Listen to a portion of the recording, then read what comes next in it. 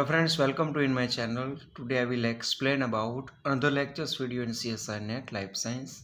आज हम बात करने वाले हैं इन्नेट इम्यूनिटी की। इन्नेट इम्यूनिटी जो है वो नेचुरल इम्यूनिटी है, तो उसके बारे में आज हम अलग अलग टॉपिक्स के ऊपर हम बात करने वाले हैं। This is made up of several components. जो इन्नेट इम्यूनिटी है वो बहुत सारे जो अलग अलग कंपोनेंट है उससे बनी हुई है। तो सबसे पहले जो कंपोनेंट है उसकी बात करते हैं हम। सबसे पहले है physical barriers are the first line of defence against infection. कई सारे जो बॉडी के इन्फेक्शंस है वो उस इन्फेक्शंस के अगेंस्ट में जो डिफेंस मैकेनिज्म वो फिजिकल बैरियर के रूप में वो दे रहा है। ठीक है, तो इस फिजिकल बैरियर कौन कौन से फिजिकल बैरियर्स है वो जो हमें फर्स्ट लाइन डिफेंस जो अगेंस्ट ऑफ इन्फेक्शन को देता है। तो पहला है स्किन। जो हमारे बॉडी की जो स्किन्स है वो स्किन्स की जो लेयर्स है वो सबसे पहला फिजिकल बैरियर है। सेकंड है म्यूकस मेम्ब्रेन। जो म्यूकस मेम्ब्रेन जो बॉडी के अंदर का जो पार्ट है वहाँ का जो एक लेयर है वो म्यूकस मेम्ब्रेन वो भी एक फिजिकल बैरियर है।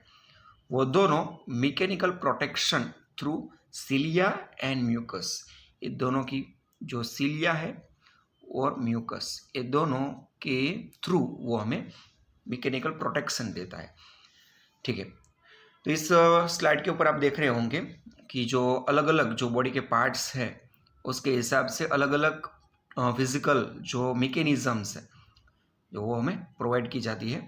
सबसे पहले lysozyme. One type of enzyme है लाइसोजाइम। वो हमारी जो टीयर्स जो आई में से निकलती है उसके अंदर वो लाइसोजाइम देखने को मिलता है। तो कई सारे जो छोटे छोटे जो जंतु होते हैं वो जंतु को किल करने के लिए लाइसोजाइम है वो इफेक्टिव है। तो फर्स्ट पहली बात हुई कि जो फिजिकल बैरियर के रूप में। Second one is the skin surface. जो बॉडी की जो स्किन्स है उसकी जो सरफेस वो फिजिकल बैरियर के रूप में देखे जाती है कि उसके अंदर जो पोर्स है, छोटे छोटे जो पोर्स होते हैं जो स्किन्स के ऊपर, वो फैटी एसिड और नॉर्मल फ्लोरा, कई सारे जो नॉर्मल फ्लोरा है जो माइक्रोब्स है वो हमारी जो स्किन है उसके जो पोर्स है, ठीक है, उसके साथ देखने को मिलते हैं। उसके बाद है रैपिड पीएच चेंज। कई सारे जो अलग अलग सूक्ष्म जीव है वो सूक्ष्म जीव माइक्रोब्स है वो रैपिड पीएच चेंज की वजह से वो किल हो जाते हैं। तो एक इन्फेक्शन है वो उससे भी हम रोक सकते हैं। उसके बाद देखें तो removal of particles by cilia. हमारे जो नोज के अंदर हम देखें तो छोटे छोटे जो हेयर्स देखने को मिलते हैं वो कई सारे जो पार्टिकल्स है उसको वो रिमूव कर देते हैं। जब हम ब्रीदिंग करते हैं तब जो छोटे छोटे जो पार्टिकल्स उसकी वजह से वो अंदर रेस्पिरेटरी ट्रैक के अंदर वो जा नहीं सकते। उसके बाद देखें तो म्यूकस लाइनिंग ट्रैकीज। जो अंदर का जो पार्ट्स है वो हमारी जो रेस्पिरेटरी ट्रैक है, ठीक है, उसकी जो अंदर का जो पार्ट है वहाँ पर म्यूकस लाइनिंग्स देखने को मिलती है। तो वो भी एक डिफेंस मैकेनिज्म है। ठीक है, उसके बाद इंटेस्टाइन, जो हमारे जो स्मॉल और बिग जो इंटेस्टाइन है उसके अंदर नॉर्मल फ्लोरा देखने को मिलती है। उस नॉर्मल फ्लोरा की वजह से कई सारे जो अदर जो ऑर्गेनिजम्स हैं वो उसके अंदर वो रह नहीं सकते, वो किल हो जाते हैं। फ्लशिंग ऑफ यूरिनरी ट्रैक्ट्स, वो ये सारी की सारी जो मैकेनिज्म जो हमने इस स्लाइड के ऊपर दिखाई है वो सभी एज अ फिजिकल बैरियर हमारे बॉडी के अंदर काम करती है। ठीक है, उसके बाद second one is the physiological factors. कई सारे जो फिजियोलॉजिकल फैक्टर्स एनवायरमेंटल फैक्टर्स हैं वो माइक्रोबियल ग्रोथ को वो इनहिबिट करते हैं, रोक देते हैं। तो कौन कौन से फैक्टर्स है? सबसे पहले है मॉइस्चर, उसके बाद है temperature, then osmotic effect, osmotic pressure है वो, उसके बाद है oxygen, then pH, carbon dioxide, light, then last one is the mechanical and sonic stress. इस सारे के सारे जो एनवायरमेंटल फैक्टर है वो हमारे जो एनवायरमेंट में से जो माइक्रोबियल ग्रोथ है उसको वो इनहिबिट करते हैं, स्टॉप करते हैं। तो ये सारे के सारे जो अलग अलग जो इफेक्ट है एनवायरमेंटल फैक्टर्स की, वो माइक्रोबियल ग्रोथ के ऊपर इफेक्ट करते हैं। तो ये बात हुई फिजियोलॉजिकल फैक्टर्स की, ठीक है। उसके बाद हम देखें तो protein secretions. Protein secretions is external body fluids such as lysozyme. First one is the lysozyme. Protein secretion first वाला है लाइसोजाइम। वो लाइसोजाइम जो है वो बॉडी के अंदर हेल्प रेजिस्ट इन्वेजन्स, कई सारे जो पैथोजेंस हमारे बॉडी के अंदर वो एंटर हो जाते हैं, उसको इन्फेक्शन वो ना करे, ठीक है। उसके लिए जो हेल्प रेजिस्ट, उसको रेजिस्ट करने के लिए लाइसोजाइम का बहुत बड़ा रोल है। उसके बाद है इंटरफेरॉन। जो इंटरफेरॉन है खास करके वायरस के लिए वो बहुत इंपॉर्टेंट है। एग्जांपल लेके देखें तो ये सारे देखें तो 1, ये 2, ये 3 और ये 4, ये अलग अलग उसको हम नाम देते थे 1, 2, 3 और 4, ठीक है। एक सेकंड नंबर का जो एक सेल, ये सेल की अलग अलग हमने एक लाइन बताई है, 1 नंबर का सेल, सेकंड नंबर का सेल, थर्ड और फोर्थ नंबर, ठीक है। सेकंड नंबर का सेल है, उस सेल को वायरस का इन्फेक्शन हुआ है। इस वायरस के इन्फेक्शन की वजह से वो सेल इन्फेक्टेड हो गया। सेकंड नंबर के जो सेल है, उस सेल में से इंटरफेरॉन नाम का एक केमिकल रिलीज होता है। वो इंटरफेरॉन का काम ये है कि जो दूसरे जो उसके आसपास के सेल है, उस सेल को वो प्रोटेक्ट करते हैं अगेंस्ट ऑफ इस इन्फेक्टेड वायरस।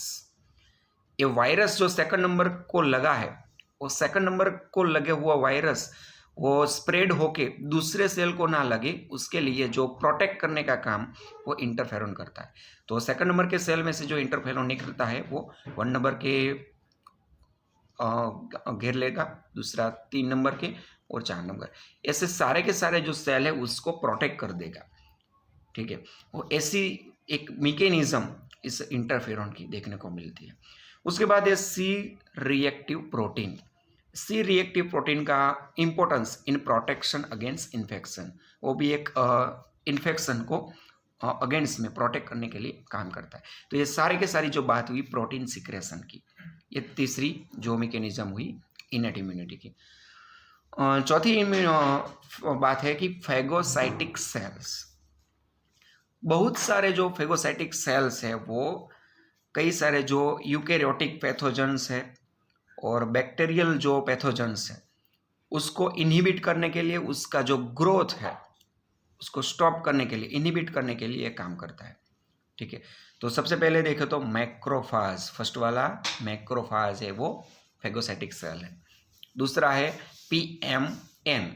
पीएमएन का फुल फॉर्म होता है पॉलीमॉर्फोन्यूक्लियर ल्यूकोसाइट्स, ठीक है। कई सारी जो एग्जाम्स में ये फुल फॉर्म भी देखने को मिलता है, पीएमएन पॉलीमॉर्फोन्यूक्लियर ल्यूकोसाइट्स।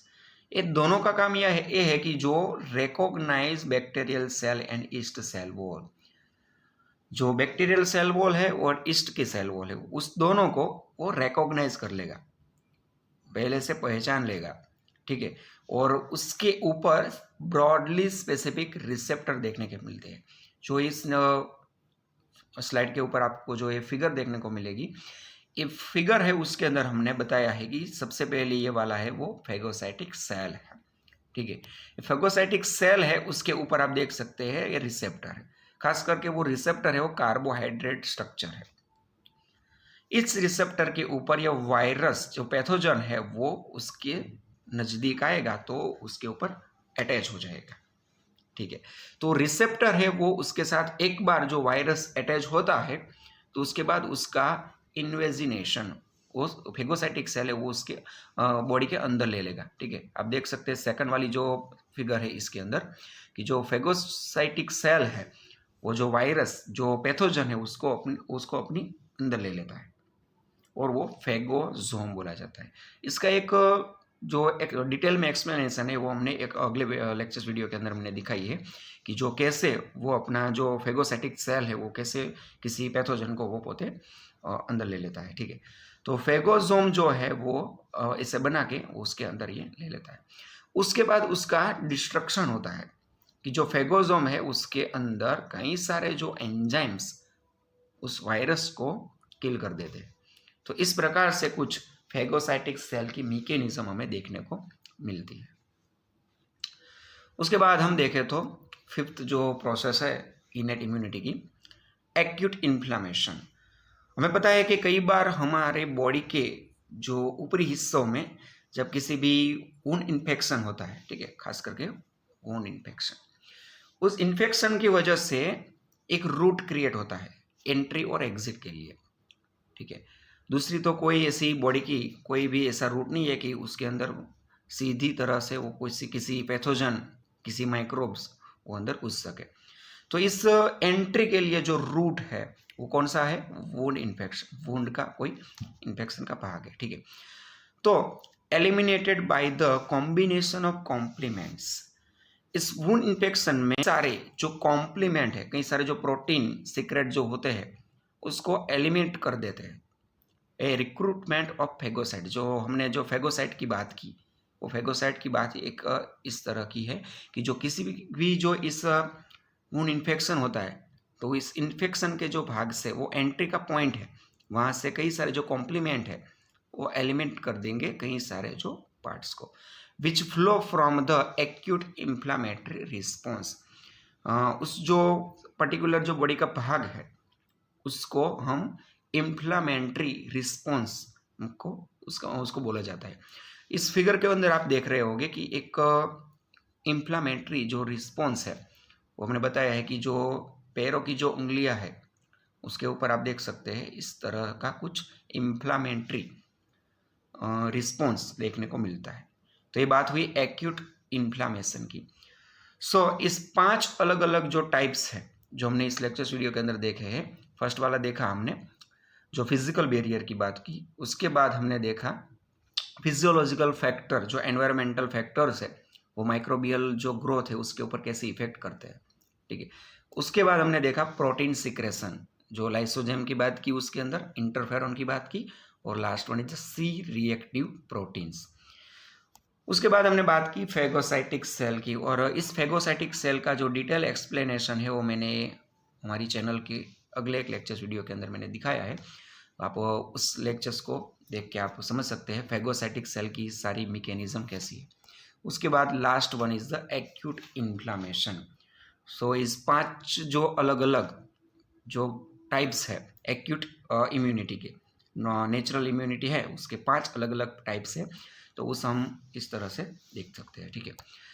फ्रेंड्स, इस लेक्चर्स वीडियो के अंदर हम इतनी ही बात रखते हैं, और आपको किसी भी क्वेश्चन या क्वेरी इस लेक्चर्स के ऊपर आती है तो आप मुझे कमेंट में बता सकते हैं। और आप चैनल के ऊपर नए हैं तो मेरे चैनल को सब्सक्राइब कीजिए, लाइक कीजिए और अपने दोस्तों को भी शेयर कीजिए। Thank you.